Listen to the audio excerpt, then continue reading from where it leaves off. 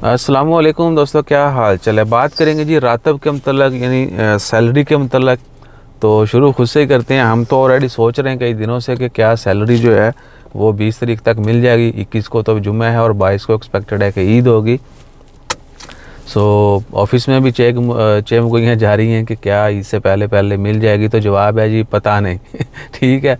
तो हमारे अलावा आप में से भी बहुत सारे लोग ये प्लान कर रहे होंगे, सोच रहे होंगे कि कार सैलरी मिल जाए या मिल जाए, मिलेगी नहीं मिलेगी। अगर मिल गई तो अगला महीना 40 दिन का हो जाना है, वो एक अलग यानी चैलेंज है हमारे लिए।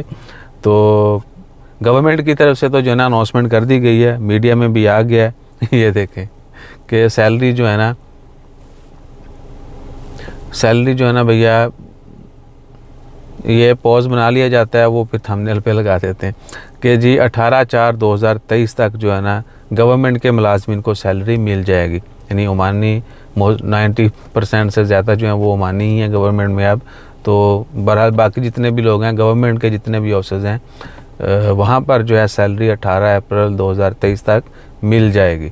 बाकी प्राइवेट के मतलब गवर्नमेंट हो सकता है कोई अनाउंसमेंट करे कि जी प्राइवेट कंपनियां जो हैं वो भी ऑन टाइम सैलरी दे दें, या फिर जो कंपनियों की पॉलिसी है वो उसको लेके चलेंगे। हाँ, अगर अच्छी कंपनियां हैं वो तो ज़रूर दे देंगी। पहले भी होता आ रहा है और अभी भी होगा। जो बहुत अच्छी कंपनियां हैं वो दे देती हैं सैलरी इस तरह के मौका पर। बाकी अगर कोई ऑफिशियल अनाउंसमेंट हुई कि नहीं जी हर हाल में आपने पहले देनी ही देनी है, तो फिर डेफिनेटली कंपनियों के लिए मजबूरी होगी, उनको पहले से देना पड़ेगी।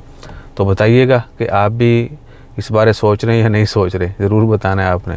तो अपना ख्याल रखिए, दुआ में याद रखिए। जज़ाकल्लाह, अल्लाह हाफिज़।